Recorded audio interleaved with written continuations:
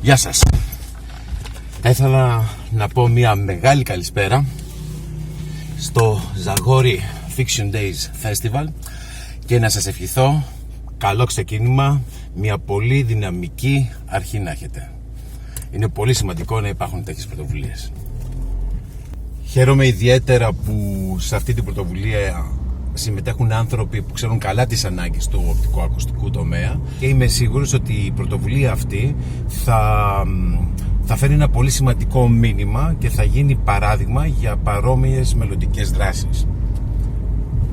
Επίσης είναι πολύ σημαντικό ότι η δράση αυτή γίνεται στην περιφέρεια. Στην περιφέρεια μπορούμε να έχουμε σημαντική οπτικοακουστική παραγωγή.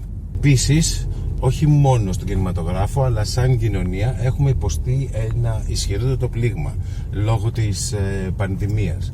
Στον κινηματογράφο όμως τα πράγματα είναι ακόμα χειρότερα, γιατί δεν μπορούμε να αναχαιτήσουμε το πρόβλημα. Δεν υπάρχουν στοιχεία, δεν υπάρχει η σωστή ποσότητα δεδομένων.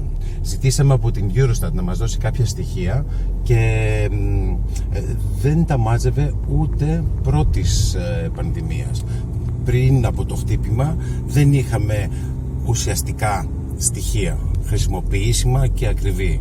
Αυτό δημιουργεί ένα μεγαλύτερο πρόβλημα, γιατί δεν μπορούμε ουσιαστικά να αναχαιτήσουμε το πρόβλημα για να μπορέσουμε να βρούμε ουσιαστικές λύσεις. Τα μόνα στοιχεία που έχουμε αφορούν γενικά τον πολιτισμό και όχι συγκεκριμένα τον κινηματογράφο. Εκτιμάται ότι στην Ευρώπη το χτύπημα κόστισε στον πολιτισμό μείωση γύρω στο 80% του συνόλου εργασιών. Χρησιμοποιώντας ένα στοιχείο που έρχεται από την Αμερική, το 69% των μικρών επιχειρήσεων στον κινηματογράφο, αν δεν βοηθηθούν άμεσα, θα κλείσουν. Είναι σημαντικό λοιπόν να προσέξουμε, να βοηθήσουμε τις μικρομεσαίες επιχειρήσεις, γιατί οι μικρομεσαίες επιχειρήσεις ουσιαστικά είναι το φυτόριο για τις μεγάλες επιχειρήσεις, για τις ιδέες, για τις καινούργιες πτυχές που μπορεί να μας δώσει η μυθοπλασία, ο κινηματογράφος και οποιοδήποτε άλλο μέσο. Στην Ελλάδα τα πράγματα είναι εξίσου δύσκολα. Ο κινηματογράφος όμως είναι σε καλύτερη μοίρα από ότι το θέατρο, γιατί ο κινηματογράφος δεν έχει την ευκαιρία μόνο να προβληθεί στους κινηματογράφους όπως το θέατρο στις σκηνές. Ο κινηματογράφος μπορεί να προβληθεί μέσω της τηλεόρασης, των smartphones. Γενικώς υπάρχουν πολλά άλλα μέσα που μπορεί να φτάσει στο κοινό, με αποτέλεσμα να καταφέρει να επιβιώσει. Έτσι λοιπόν είμαστε πιο αισιόδοξοι για την παραγωγή του οπτικοακουστικού προϊόντος από ότι στο θέατρο. Το ίδιο φυσικά συμβαίνει και στην Ελλάδα. Υπάρχουν άτομα, υπάρχει το know-how, αλλά η μεγάλη τροχοπέδη είναι η χρηματοδότηση, είναι το budget. Τα τελευταία χρόνια όμως υπήρξε, κατά δική μου άποψη, μια κοσμογονία στα οπτικοακουστικά δεδομένα της Ελλάδας. Με πρωτοστάτη τον Λευτέρη τον Κρέτσο, τον πρώην Υφυπουργό Ψηφιακής Πολιτικής, δημιουργήθηκε το ΕΚΟΜΕ. Το ΕΚΟΜΕ είναι μια πάρα πολύ σημαντική βοήθεια σε όλες τις οπτικοακουστικές παραγωγές, και ξένες και ελληνικές. Ξεκίνησε με την συμβολή, με την υποστήριξη κατά 35% στις παραγωγές των οπτικοακουστικών παραγωγών. Εννοούμε σε σύριαλ, σε κινηματογράφο, σε ντοκιμαντέρ, σε κινούμενα σχέδια, ό,τι έχει να κάνει με τον οπτικοακουστικό τομέα, και τώρα πια είναι στο 40%. Είναι πολύ σημαντική βοήθεια, είναι τεράστιο το νούμερο. Φανταστείτε ότι όλες αυτές οι σειρές που φτάνουν στην ελληνική τηλεόραση δεν θα υπήρχαν εάν δεν υπήρχε η βοήθεια από το ΕΚΟΜΕ. Επιπλέον το ΕΚΟΜΕ έχει αλλάξει τα δεδομένα και στα κίνητρα των ξένων παραγωγών για κινηματογράφηση στην Ελλάδα. Αυτό είναι μια πολύ μεγάλη ευκαιρία για την οπτικοακουστική παραγωγή και στην περιφέρεια, γιατί η περιφέρεια από μόνη της είναι ένα μεγάλο φυσικό πανέμορφο στούντιο. Φυσικά δεν φτάνει μόνο αυτό, πρέπει να υπάρξουν εταιρείες και άνθρωποι που να έχουν το know-how και να μπορούν να δημιουργήσουν αυτό το επίπεδο που απαιτούν οι ξένες παραγωγές. Γιατί μην ξεχνάμε, οι ξένες παραγωγές δεν απευθύνονται σε μια μικρή ομάδα όπως είναι η ελληνική αγορά, αλλά σε όλο τον κόσμο. Θα χρησιμοποιήσω ως παράδειγμα το The Darrells, την αγγλική παραγωγή στην οποία συμμετείχα,